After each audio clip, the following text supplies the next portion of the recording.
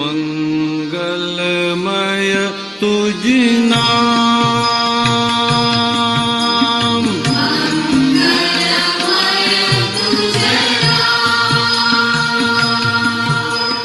અભેદ ચેતન ધામ,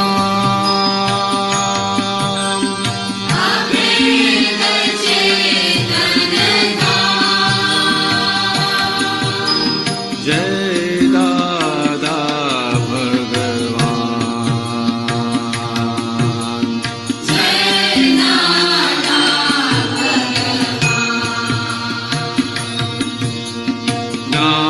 જ્ઞાનોદય સતપ્રાણ, ચિદ્રૂપ કેવળ જ્ઞાન,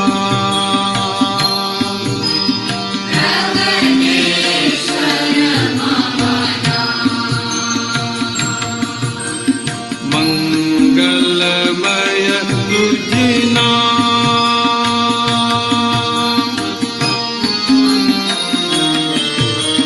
દેહ છતાં અશરીર વિહારી, સંસારે આ અસંસારી, નિર્વાસની શક્તિ બ્રહ્મચારી, નિજ સ્વરૂપ દાની બલિહારી,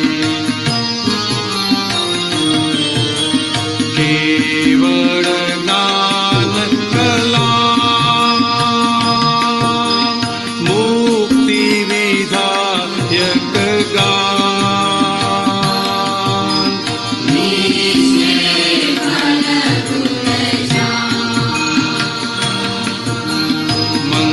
મંગલમય તુજ નામ,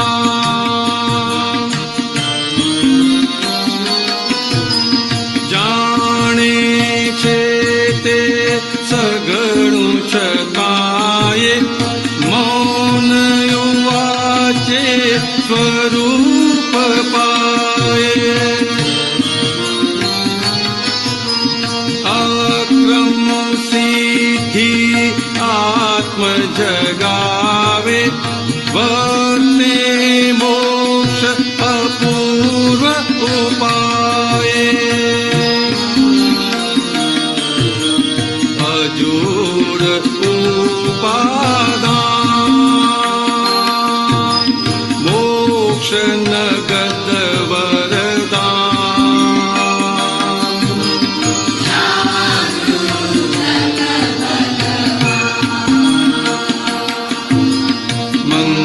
મંગલમય તુજ નામ.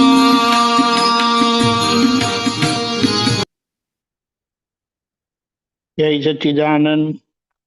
આજથી દાદા ભગવાનની 118મી જન્મ જયંતિ આપણે કિરણપુર દાદા ભગવાન સમાધિ ક્ષેત્રમાં ઉજવી રહ્યા છે. તો પહેલું તો જે આવી શકે તે જરૂરથી પધારો. આ દાદા ભગવાન એક અને અનન્ય નો મતલબ સમજવાનો છે કે એ દાદાને ક્યારે કોઈની સાથે સરખામણી કરાય નહીં, નહીં તો દાદા પ્રત્યેની ભક્તિ તૂટી જશે. એટલે એ દાદા એ દેહ કરીને નથી, યશ નામ, જબરજસ્ત યશ નામ સાથે એ સ્વરૂપ પ્રગટ થયું છે. જે દાદા ભગવાને મહાત્મા માત્રમાં એ પ્રગટ કર્યું છે, એટલે મહાત્મા માત્ર જ્ઞાની કહેવાય, પોતાના માટે જ્ઞાની કહેવાય. એને એ સમજણ રાખવાની છે અને જ્ઞાની તરીકે પોતાના પુરુષાર્થમાં લાગી જવાનું છે. કે એ દાદા એવી રીતે જીવ્યા, કોઈની જોડે ભેદભાવ રાખ્યો નહીં, અને એવા એ અભેદ દાદાના જય જયકાર હો, એટલે કે અભેદતાનો વિજય હો. અભેદતાનો વિજય થાય તો જ આપણો વિજય છે, કારણ કે આપણે ભેદભાવમાં અટવાયેલા છે. બહુ જ પ્રાથમિક ભેદ એ છે કે હું ભાઈ છું ને હું બેન છું, હું સ્ત્રી છું ને હું પુરુષ છું. આ વેદ કર્મ ઓળંગવો લાડવા ખાવાના ખેલ નથી, પણ દાદાએ જે અક્રમ વિજ્ઞાન આપ્યું છે તે આપણને સંપૂર્ણ નિર્વેદ બનાવે એવું છે. એટલું જ નહીં, જે તીર્થંકર પરમાત્મા થઈ ગયા, જ્ઞાની ભગવંતો થઈ ગયા, એમના જેવા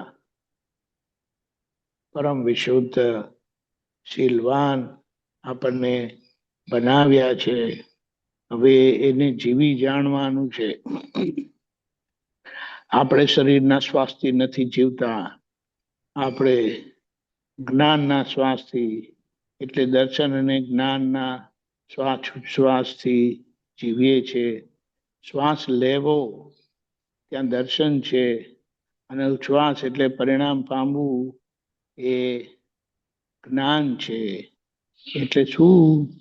તો કે દર્શનનો પુરુષાર્થ હશે તો જ્ઞાન પરિણામ પામશે.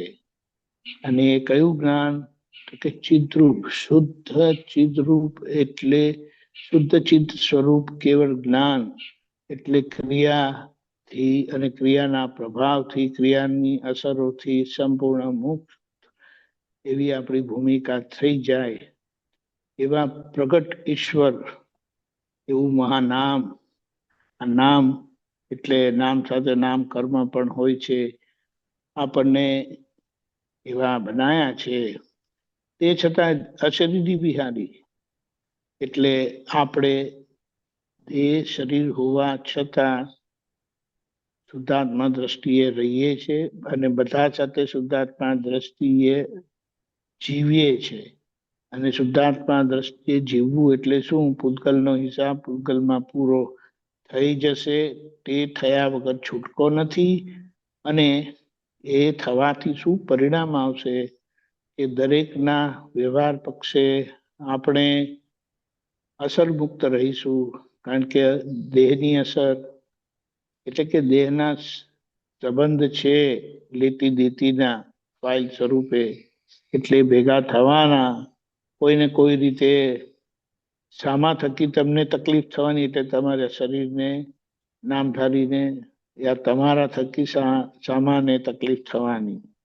એટલે એ દેહ વાળા, શરીર વાળા, કર્મના હિસાબ વાળા સંસારમાં આ એટલે દાદા આપણને અસંસારી રાખે છે, અસર મુક્ત રાખે છે, કર્મ મુક્ત રાખે છે,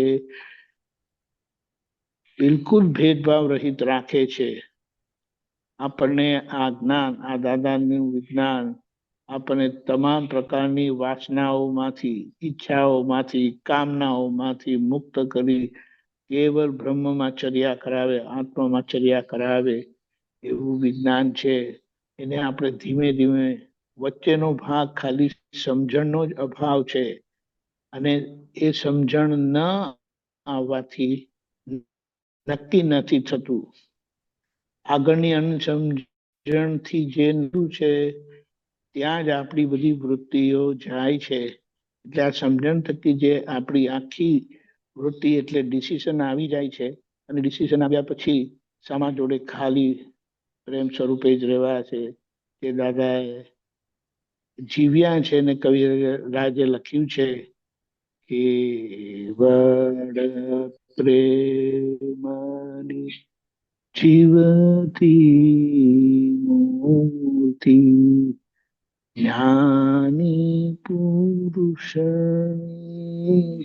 કરુણાને સમતા. સમતા એટલે આપણને સતત તપમાં જ રાખે. પોતે એવી રીતે રહ્યા અને આપણને એવા બનાયા. એટલે એ જ કેવળ જ્ઞાનની મૂર્તિ આપણી બની રહી છે. સતત આપણે મુક્તિ તરફ આપણે જઈ રહ્યા છે. અને એના જ કેફમાં આપણે રહીએ છીએ. બહુ જબરજસ્ત છે. આગળની કડીમાં આવે છે, બધું જાણીને 5 ઇન્દ્રિયો છે ને, એટલે 5 ઇન્દ્રિયો થકી બધું જ જ્ઞાન થશે. જોવાશે, સંભળાશે, ચખાશે, સ્પર્શ અને ઉપરથી બધાની અસર થશે પણ જાણવા સ્વરૂપે રહેતા ભૂલ થાય છે. એ નવ કલમોના માપથી આપણે સતત પ્રતિક્રમણમાં રહીએ એટલે આ નામધારી પાસે પ્રતિક્રમણ આવીએ. આપણા બે કામ છે. નિશ્ચય દ્રષ્ટિથી જોઈએ, અંતરાત્મા દશાના બે કામ છે.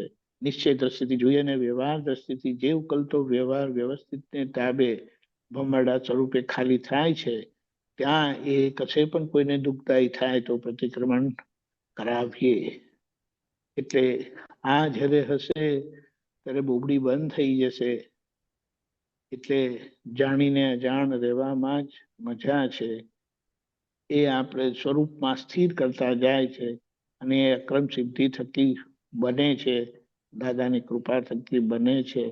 ખાલી એક ચશ્મા જ વાપરવાની જરૂરત છે. ચશ્મા એટલે દાદાની આજ્ઞા. દાદાની આજ્ઞા થકી આપણે આપણા જ વ્યવહારને જોઈ લઈએ તો જે દાદાએ જોયું, જાણ્યું, અનુભવ કર્યું સ્વરૂપ જીવ માત્રમાં તે વર્તે મોક્ષ અપૂર્વ ઉપાય આપણને મળ્યો છે. એ સ્વરૂપ થઈએ એટલે શુદ્ધાત્મા સ્વરૂપ. દાદાએ આપણું ઉપાદાન, આપણી લાયકાત આખી લિફ્ટ કરી દીધી છે, અપલિફ્ટ કરી દીધી છે. હવે નથી જોવી, ચશ્મા વાપરવાનું નથી થતું. એનો ખૂબ પસ્તાવો કરવાનો છે કે આવો મોકો ફરી નહીં મળે આપણને. દાદા એમ કીધું કે ફરીથી જો અમે આ ભૂમિ પર આવીએ ને તો એ અક્રમ સિદ્ધિ અમારી પાસે હોવાની શક્યતા નથી. એટલે એવી જ રીતે આપણને આ જન્મ મળ્યો છે, જેમાં આપણને આ વિજ્ઞાન મળ્યું છે, તો આપણા માટે પણ આ અપૂર્વ જ છે. એનો આપણે પૂરેપૂરો લાભ લઈએ અને જગતના લોકોને એનો લાભ આપીએ. ઊંચા નીચા, મારા તારા, સાચા ખોટામાં નહીં પડતા એ જ દાદાને શ્વાસે શ્વાસે જીવીએ અને લોકોને એ જીવન શીખવાડીએ. અભેદતાનું પ્રેમ સ્વરૂપનું જીવન એ જ આપણે આ જન્મ જયંતિની દાદા પ્રત્યેની આપણી સમર્પણતા હશે. જય સચ્ચિદાનંદ. આખા દિવસના પ્રોગ્રામમાં 3 થી